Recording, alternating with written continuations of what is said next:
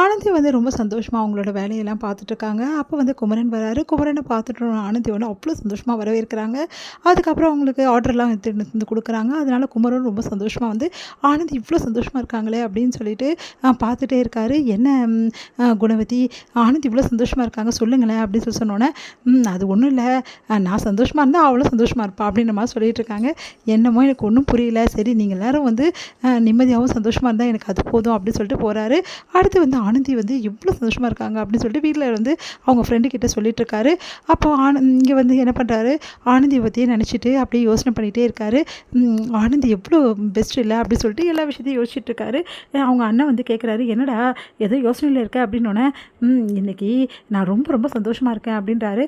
அது கேட்டு அவங்க அண்ணன் என்னடா அப்படின்னு சொன்னோன்னே, ஆனந்தி என்ன விஷயம் சொன்னாங்க தெரியுமா, ஆனந்திக்காக நான் ஒரு ஹெல்ப் பண்ணேன் அதுக்காக தான் அப்படின்னோடனே, ஆனந்திக்கு ஹெல்ப் பண்ணி என்னடா ஹெல்ப் அப்படின்னோடனே, ஆனந்தி ஃப்ரெண்டு குணவதி இருக்காங்கல்ல, ஆமாம் அவங்களுக்கு டைவர்ஸ்க்காக ஹெல்ப் பண்ண. டைவர்ஸ்க்காகவா அப்படின்னு சொன்னோன்னே, நான் அந்த விஷயத்தையெல்லாம் அவங்க அண்ணன் கிட்ட சொல்கிறாங்க. அப்போது அவங்களுக்கு டைவர்ஸ் கிடச்சிச்சு, அதுதான் ஆனந்தி என்னை அவ்வளோ சந்தோஷமாக வந்து எனக்கு ஹெல்ப் பண்ணேன்னு சொல்லிட்டு எனக்கு வந்து நன்றி சொன்னாங்க. அவங்க 2 பேரும் பார்க்கும்போது எனக்கு அவ்வளோ நிம்மதியாக இருந்தது. அவங்களும் நிம்மதியாக இருக்காங்க, இப்போ நானும் சந்தோஷமாக இருக்கேன் அப்படின்றாரு. அதை கேட்டுட்டு வந்து அவங்க அண்ணன் யோசிக்கிறாரு, என்ன அவங்க ஃப்ரெண்டு குணவதிக்கு வந்து டைவர்ஸ் ஆகிடுச்சுன்றாங்க. நம்ம வந்து ஜாதகம் பார்க்கும்போது குணவதி தான் வந்து ஒரு வேளை அந்த பொண்ணா அப்படி சொல்லிட்டு யோசிக்கிறாரு. சேச்சா அப்படிலாம் இருக்காது, ஆனந்தியை தவிர என்னால் யாரையும் நினச்சி கூட பார்க்க முடியாது அப்படி சொல்லிட்டு டென்ஷன் ஆகிடுறாரு. அவங்க ஃப்ரெண்டும் வந்து அவங்க தடியில் உட்காந்து பேசிகிட்டு இருக்காங்க. அப்போ திடீர்னு ஆனந்தி ஃபோன் பண்ணுறாங்க. என்னாச்சு அப்படி சொன்னோன்னா, ஆனந்தி தான் ஃபோன் பண்ணுறாங்க அப்படின்னோடனே, ஆனந்தியோட ஃபோன் உடனே அர்ஜென்ட்டாக எடுக்கிறாரு. இதை வந்து பின்னாடி இருந்து பார்த்துக்கிட்டே இருக்காங்க.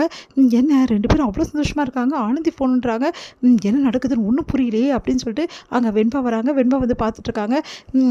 என்னாச்சு, சரிங்க நான் கண்டிப்பாக வந்துடுறேன் அப்படி சொல்லிட்டு ஃபோனை வச்சுறாரு. என்னடா டேய், நம்ம ஒரு இடத்துக்கு அர்ஜென்ட்டாக கிளம்பணும். ஒரு இடத்துக்கா? நானும் ஆமாடா, நம்ம 2 பேரையுமே தான் ஆனந்தி இன்வைட் பண்ணியிருக்காங்க. ஆனந்தியா எதுக்காக அப்படின்னோடனே, அதாண்டா தெரியல, ஆனந்தியும் குணவதியும் அங்கே தான் இருக்காங்களா, ரொம்ப அர்ஜென்ட்டாக நம்மக்கிட்ட பேசணுமா, ஒரு முக்கியமான விஷயமா. எல்லாம் தறி விஷயமா தான் இருக்கும்னு நினைக்கிறேன். சரி அவங்க தறிக்கு வர சொல்லணும், இல்லை நம்மள தறிக்கு கூப்பிடணும், வெளியே கூப்பிட்ருக்காங்க, தெரியலையேடா, சரி போகலாம் அப்படின்னோடனே, எங்க மாமா கிளம்புற அப்படின்றாங்க வெண்பா. இப்போ எதுக்கு உனக்கு தேவையில்லாத விஷயம் அப்படின்றாங்க. அவள் கூப்பிட்டான்னு உடனே கிளம்பி போகிறேன், இங்கே எவ்வளோ வேலை இருக்குது தெரியுமா, அதை நான் வந்து பார்த்துக்கிறேன். இவ எப்போவுமே ஆனந்தி விஷயத்தில் ஒரு மாதிரி தான் இருக்கா அப்படின்னு. ஆமாம் சரியான பொறாமை பிடிச்சிருக்கா அப்படி சொல்லிட்டு அவங்க ஃப்ரெண்டு வராங்க.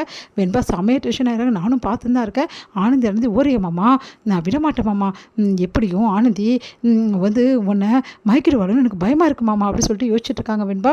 இங்கே வந்து ஆனந்தியை பார்த்துட்டு, என்னங்க திடீர்னு வர சொல்லியிருக்கீங்க அப்படின்னோடனே, இல்லைங்க ஒரு சின்ன ட்ரீட் உங்களுக்கு கொடுக்கணும்னு ஆசைப்பட்றோம் நானும் குணாவும் அப்படின்னோடனே, ட்ரீட்டா? ஆமாம், குணாவோட வாழ்க்கையில் இப்போ நல்லது நடந்திருக்குன்னா அதுக்கு நீங்கள் தானே காரணம், அதுக்காக தானேங்க நம்ம எல்லா ஃப்ரெண்ட்ஸும் சேர்ந்து நம்ம ஒரு சின்ன ட்ரீட் தான், அதனால தான் உங்கள் ஃப்ரெண்டையும் நான் கூட்டிகிட்டு வர சொன்னேன் அப்படின்னா. ஓ அவ்வளோதானா, இவங்க மட்டும் என்ன கூப்பிட்ருப்பாங்கன்னு நினச்சேன்டா அப்படின்னோடனே, அதுக்கேண்டா என்ன கூப்பிட்டு நான் சொல்லிருக்காங்க அப்படின்றாங்க. உடனே வந்து அவங்களுக்கு என்ன வேணுமோ ஆர்டர் பண்ணிக்கிங்க அப்படின்னு சொல்லிட்டு கிஃப்ட்டு வந்து நம்ம ஆனந்தி வந்து தராங்க. என்னங்க இது, ஒரு சின்ன கிஃப்ட்டுங்க, நானும் கூட சேர்ந்து தான் வாங்கணும் அப்படின்னு சொல்லிட்டு பார்க்குறாங்க. ரொம்ப தேங்க்ஸுங்க அப்படின்னு சொன்னோன்னே, அதில் வந்து அந்த அந்த வந்து முருகரோட அந்த ஒரு சின்ன சிலை மாதிரி இருக்குது, அதை பார்த்து ரொம்ப சந்தோஷப்படுறாரு. தேங்க்ஸுங்க அப்படின்றாங்க. உங்களை நான் பார்க்கும்போது முருகரை தான் ஃபஸ்ட்டு பார்த்தேன், அதனால் முருகர் தான் கொடுக்கணும்னு தோணுச்சுங்க அப்படின்றாங்க. ரொம்ப சந்தோஷங்க அப்படின்னு சொல்லிட்டு அவ்வளோ சந்தோஷப்படுறாரு.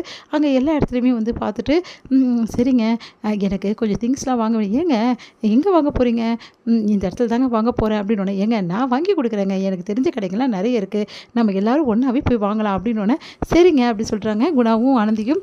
அடுத்து வந்து எல்லாருமே வந்து அந்த கடத்தெருவு எல்லாமே போயிட்டு எல்லாமே பர்ச்சேஸ் பண்ணிக்கிறாங்க, அவங்களுக்கு தேவையான பொருட்கள் எல்லாமே. அப்போ வந்து ஏங்க எவ்வளோ சூப்பராக வாங்குறீங்க, விலையெல்லாம் ஏங்க இதெல்லாம் தெரிஞ்ச கடைங்க அப்படின்றாங்க.